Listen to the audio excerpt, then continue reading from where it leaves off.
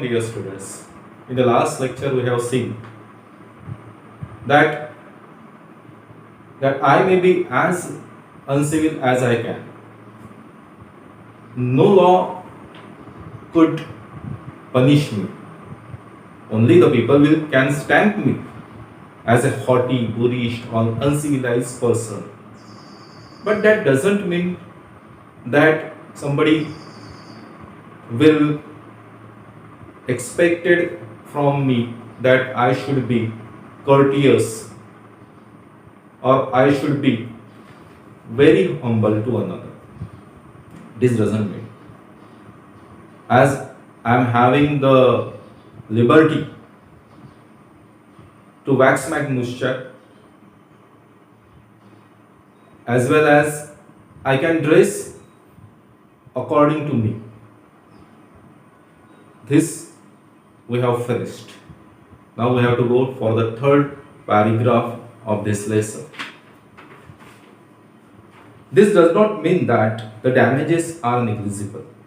It is probable that the linked man was much more acutely hurt by what regarded as a slur upon his social standing than he would have been if he had a kick on the shin. This does not mean that the damages are negligible. The damages that from our ill behavior or bad manners can hurt the other person, and he can hurt without,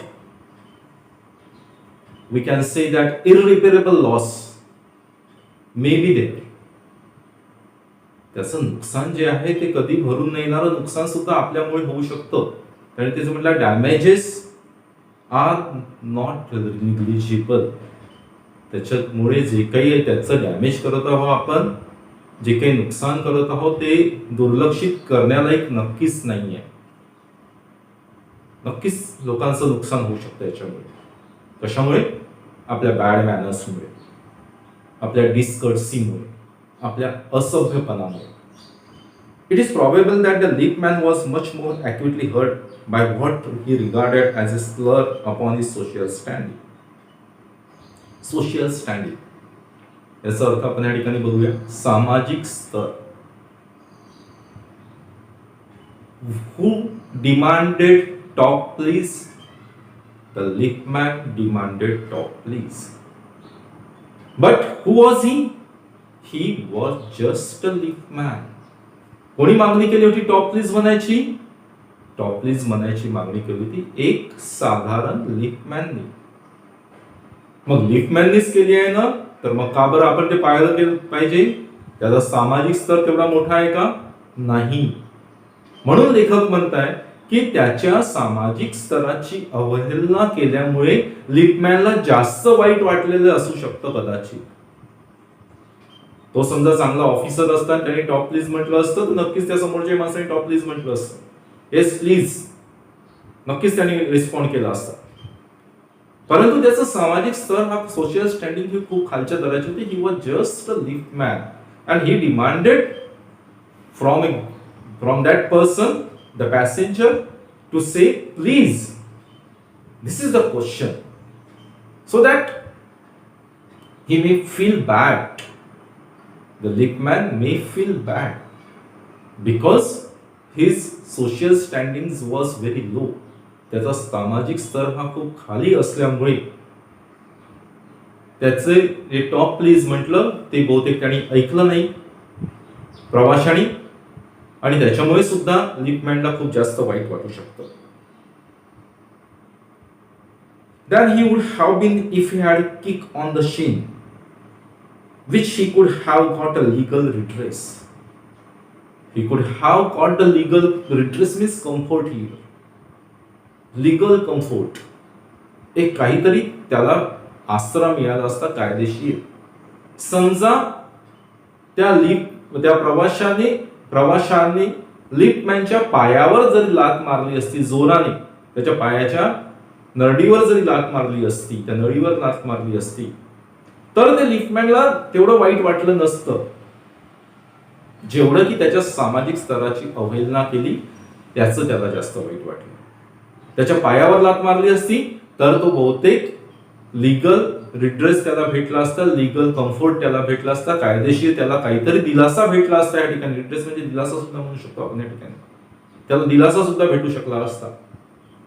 परंतु ही एक गोष्ट अशी होती की ज्या गोष्टीचं त्याचा insult केलं याचा काही प्रूफ नव्हतं आणि त्याचा इन्सल्ट केल्याचा कुठल्याही कायद्यामध्ये इन्सल्ट केल्याची उपाययोजना नाही आहे. हा एक सगळ्यात मोठं दुःख आहे या ठिकाणी की त्या ज्याचा इन्सल्ट होतो त्यालाच तो सहन करावा लागतो. त्या समोरच्या माणसाला काय वाटतं किंवा वाटतं, दुसऱ्याचा इन्सल्ट केल्यावर वाटतं की नाही वाटत याचा काहीही ह्या ठिकाणी विचार केला जात नाही कायद्याच्या दृष्टीने. पण ज्याचा इन्सल्ट होतो त्याला खूप वेळ वाईट वाटतं. समोर बघा ते आलेलं आहे. The pain of the kick on the Shin soon passes away, but the pain of a wound to our self-respect or our vanity may poison a whole day. The pain of the kick on the shin soon passes away. The pain of the kick on his leg, on his toe, may soon passes away. त्याच्या पायावरची काही लात मारली असतीच त्याचं दुःख थोड्या वेळ जाणवलं असतं, पण ते थोड्या वेळाने चाललं गेलं असतं. परंतु the wound, the pain of wound to our self-respect and our vanity, आपल्या आत्मसन्मानावर झालेला जो हल्ला आहे, जो कोणी हल्ला करतो तो हल्ला जो झाला आहे तो हल्ला खूप वेळपर्यंत विसरल्या जात नाही. आणि त्याच्या सुद्धा आत्मसन्मानावर लेखम्यांच्या आत्मसन्मानावर हल्ला केला होता, त्याच्यामुळे त्याला सुद्धा ते विसरता येणं शक्य नव्हतं. बहुतेक त्याचा पूर्ण दिवस खराब झाला असेल. That may poison a whole day, line आली त्या ठिकाणी. That may poison a whole day म्हणजेच की बहुतेक त्याचा संपूर्ण दिवस हा खराब झाला असेल. पॉइझन म्हणजे या ठिकाणी खराब होणे. I can imagine that the lick man derived a relief throwing the author of his wound of the lick, brooding over the insult by the hour, and visiting his wife in the evening as the only way of restoring his equilibrium. Equilibrium means balance. What he said? I can imagine that the lick man denied the relief of throwing the author of his wound. The wound which was given by the passenger to whom liftman. This wound he would never forget for the whole day, and he could only get the equilibrium by telling all the episode of fact of whole day to his wife. ज्यावेळेस दिवसभर त्याचा जो अपमान, सकाळी जो अपमान झाला त्याचं जे दुःख होतं ते दुःख बहुतेक त्याचं दिवसभर राहिलेलं असेल आणि तो दुःख ते विसरला सुद्धा नसेल जोपर्यंत तो त्याने आपल्या पत्नीसोबत वार्तालाप केला नसेल, दिवसभराचा घटनाक्रम सांगितला नसेल, तोपर्यंत त्याची मानसिक स्थिती ही पूर्वपदावर आलेली नसावी. Equilibrium of his mental state म्हणजे मानसिक स्थितीचं इक्विलिब्रियम, बॅलन्स तोपर्यंत त्याचं झालेलं नसावं. आपल्या पत्नीला संध्याकाळी सांगितल्यावर बहुतेक त्याला थोडासा रिलीफ भेटला असेल, नाहीतर दिवसभर तो पुढतच राहिलेला असेल. आणि असं होत असतं. एखाद्या वेळेस आपला इन्सल्ट होतो तर आपल्याला जोपर्यंत आपल्या जवळच्या व्यक्तीला आपण तो सांगत नाही तोपर्यंत आपलं त्याची सल जी आहे ती सल आपलं तसंच असतं. आणि ज्यावेळेस आपलं दुःख आपण इन्सल्ट शेअर करतो त्यावेळेस ते थोड्या प्रमाणात कमी होत असतं. आणि तसंच बहुतेक लिपमॅन सोबत सुद्धा झालेलं असावं. For there are few things more catching than bad temper and bad manner. वाईट मनस्थिती आणि वाईट वर्तणूक ह्या गोष्टीची लागण सहजपणे होत असते. वाईट वर्तणुकीची लागण आणि त्याच्यामुळे आपली वाईट मनस्थिती तयार होणे ही गोष्ट सहजपणे होत असते याची लागण, आणि ती विसरता सुद्धा येत नाही. When Sir, there is some example. When Sir Anthony Absolute bullied Captain Absolute, the latter went and bullied his man Fag, whereupon Fag went out downstairs and kicked the page boy. What happened? There was one person, Sir Anthony Absolute, bullied Captain Absolute. Sir Anthony Absolute यांनी solve केलं captain ॲब्सोल्यूटला. Captain ॲब्सोल्यूटनी काय केलं, एक फॅग नावाचा तो तरुण मुलगा होता त्याला रागवला. फॅगनी काय केलं, खाली गेला, एक पेशवाय होता त्याला लाथ मारली. म्हणजे काय झालं, हे एकाचं दुसऱ्यावर, दुसऱ्याचं तिसऱ्यावर आणि तिसऱ्याचं चौथ्यावर. या गोष्टीचं मनोविश्लेषण केलं असेल तर ह्या सुद्धा ठिकाणी तसंच लक्षात आलेलं असेल की हा सुद्धा घटनाक्रम बहुतेक लिपमॅनच्या बाबतीत तसंच झालेला असावा. हे इन्फेक्शन जे आहे बॅड मॅनर्स बॅड टेम्परचं, हे सुद्धा कुठेतरी पर्कोलेट होत होत समोर समोर गेलेलं असेल. ते कुठलं आहे ते बघूया आपण.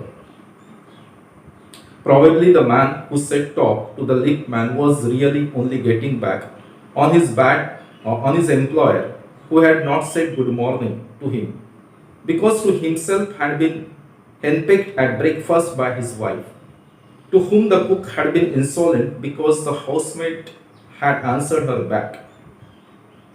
There was a chain of infection also. The passenger of that lift who was insulted by his employer, तो पॅसेंजर ऑफ द लिफ्ट जो होता त्याचा बहुतेक अपमान केला असेल त्याच्या मालकाने. त्याच्या मालकाचा त्या न्याहारीच्या वेळेस ब्रेकफास्टच्या वेळेस त्याच्या पत्नीसोबत काही वाद झालेला असेल. त्याच्या पत्नीचा वाद झाला होता स्वयंपाकींसोबत आणि स्वयंपाकींचा वाद झाला होता त्या मोलकरींसोबत. म्हणजे ह्यामध्ये सुद्धा एक चेन आहे जे इन्फेक्शनची एका ठिकाणी दुसऱ्या ठिकाणी, दुसऱ्या ठिकाणी तिसऱ्या ठिकाणी, तिसऱ्या ठिकाणी, चौथ्या ठिकाणी, चौथ्या ठिकाणी, पाचव्या ठिकाणी.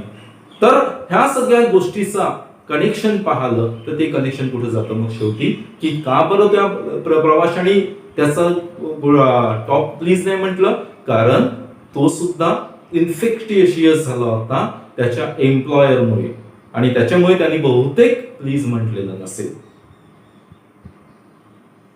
We infect the world with our ill humors. आपण आपल्या वाईट वागणुकीमुळे पूर्ण वातावरण हे गढूळ करून टाकत असतो, पूर्ण वातावरण हे दूषित करत असतो. Bad manners probably do more to poison the stream of the general life than all the crimes of the calendar. When we compare the bad manners, when we see the environment, the atmosphere, the ambience of the society, it is found that the crimes are the ratio of the crimes who infect the environment must be lower than our bad manners.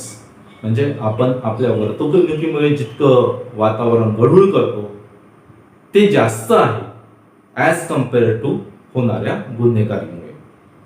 For one wife who gets a black eye from an otherwise good-natured husband, there are hundreds who live a life of martyrdom under the shadow of morose temper.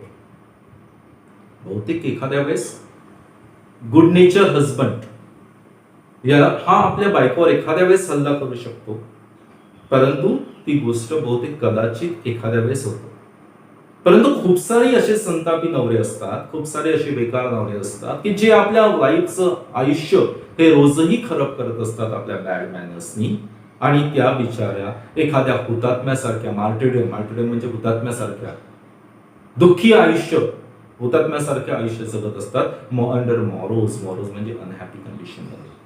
या सगळ्या difficult वर्ड्सची meaning of difficult वर्ड्सची link युट्यूबच्या description बॉक्समध्ये दिलेली आहे, तुम्ही ती डाउनलोड करून घ्या. तुम्हाला सगळे डिफिकल्ट वर्ड्स तुम्हाला मिळेल, कुठेच लिहायचे नाही, आणि आपल्या नोटबुकमध्ये तुम्हाला ते लिहायचे आहे. But all the same the law can not become the guardian of our private manners. All the same the law can not be the guardian of our private manners.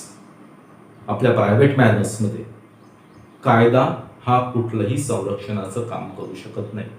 आता ह्या ठिकाणी प्रायव्हेट मॅनर्स म्हणजे काय, आपल्या बिहेवियरमध्ये, आपल्या डिसकर्टियस नेचरचं, आपल्या उद्धटपणाच्या वागणुकीचं कायदा कुठल्याही पद्धतीने संरक्षण करू शकत नाही.